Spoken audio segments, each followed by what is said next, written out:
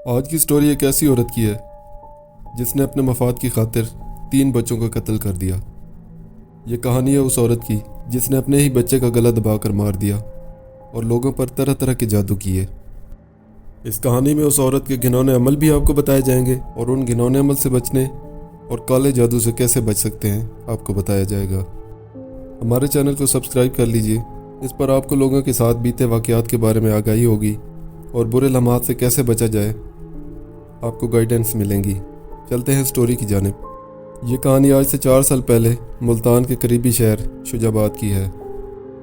ایک مالک مکان نے ہمیں اپنے کرایہ دار فیملی کے بارے میں بتایا کہ اس فیملی میں بڑی عورت کا نام نوشین تھا، جبکہ باقی اس کے ساتھ اپنا ایک بچہ تھا اور مرے ہوئے بھائی کے 2 بچے بھی رہتے تھے۔ مالک مکان نے بتایا کہ اتنی زیادہ دنیاوی ہوس اور حسد والی عورت میں نے پہلے کبھی نہیں دیکھی۔ وہ اس قسم کی عورت تھی کہ اگر اس کو کوئی اچھا مکان نظر آ گیا تو وہ اس کو ہر غلط طریقے سے حاصل کرنا چاہتی تھی۔ اگر اس کو کسی کی اچھی گاڑی نظر آ گئی تو وہ اس کو ہر برے طریقے سے حاصل کرنا چاہتی تھی، خواہ اس آدمی کا گلا ہی کیوں نہ کاٹنا پڑ جائے۔ وہ اتنی حسد والی عورت تھی ایون کہ کسی نے اگر اچھا سوٹ بھی پہنا ہو تو اس کو وہ اپنے جسم پر دیکھنا چاہتی تھی، بازار سے خرید کر نہیں بلکہ اس بندے کے جسم سے اتار کر، خواہ وہ کوئی بھی صورت ہو، چاہے اس کو کوئی بھی طریقہ کرنا پڑے۔ اور اس کی اسی بے حسی کی وجہ سے آج تک نہ وہ اپنا اچھا گھر بنا سکی اور نہ ہی اچھا پہن سکی۔ اسی وجہ سے اس کو ہمارے کرائے والے مکان میں رہنا پڑا تھا۔ جیسے کسی بھی کرائے کے مکان پر آنے والے پینگ گیسٹ سے انسان شروع میں واقف تو نہیں ہوتا، بلکہ کچھ عرصے کے بعد ہی آپ کو ان کے کام کاج، ان کے بزنس کا اور ان کے چال چلن کا پتہ چلتا ہے۔ میں بہت مصروف شخص ہوں اور اپنے کاروبار کی وجہ سے مجھے زیادہ تر ملتان شہر میں ہی رہنا پڑتا تھا اور میں اپنے کرایہ دار پر توجہ نہیں دے پا رہا تھا۔ میرے ایک دوست نے مجھے بتایا کہ یار تمہارے مکان میں رہنے والی عورت کے بارے میں بہت باتیں ہو رہی ہیں کہ وہ بڑی ظالم اور شیطان عورت ہے۔ دوست نے مجھے ان کے بارے میں کچھ باتیں بھی بتائیں، مگر میں نے کچھ خاص توجہ نہیں دی۔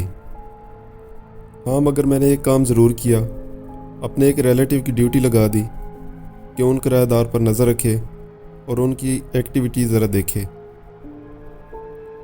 جو باتیں میں آپ کے گوشے گزار کر رہا ہوں یہ میرے ریلیٹیو نے مجھے بتائی ہیں۔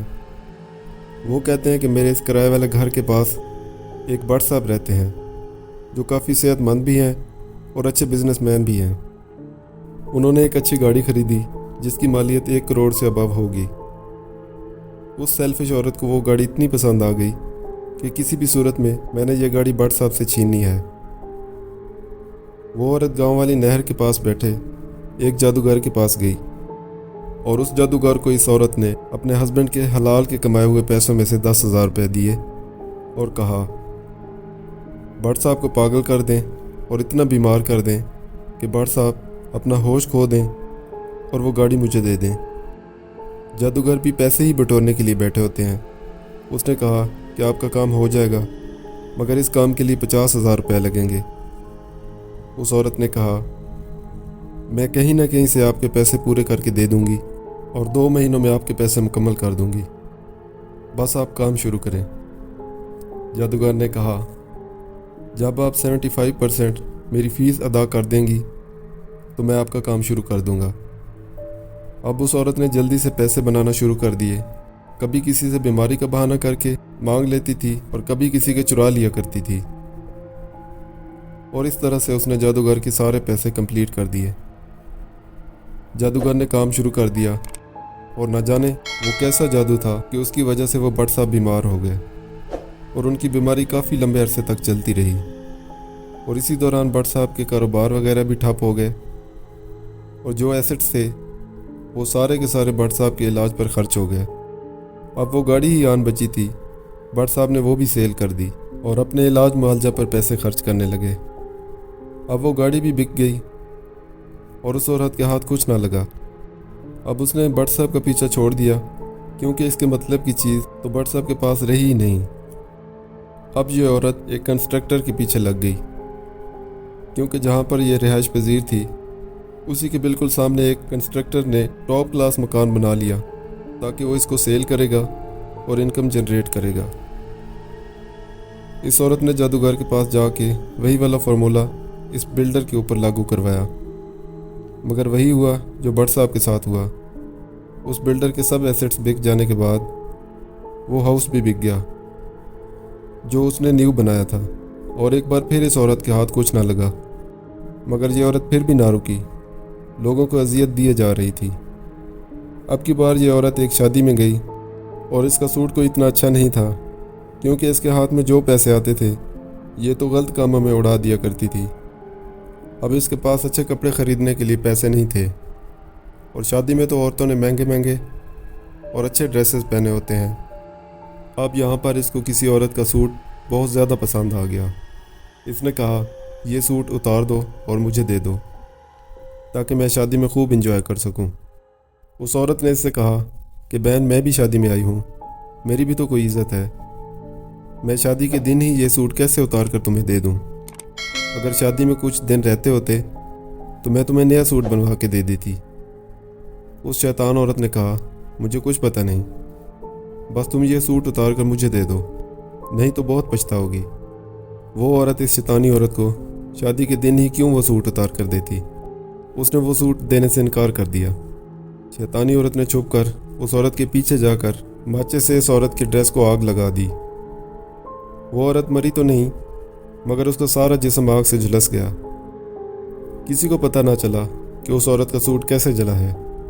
शादी ख़त्म हो गई और सब लोग अपने अपने घरों को वापस चले गए।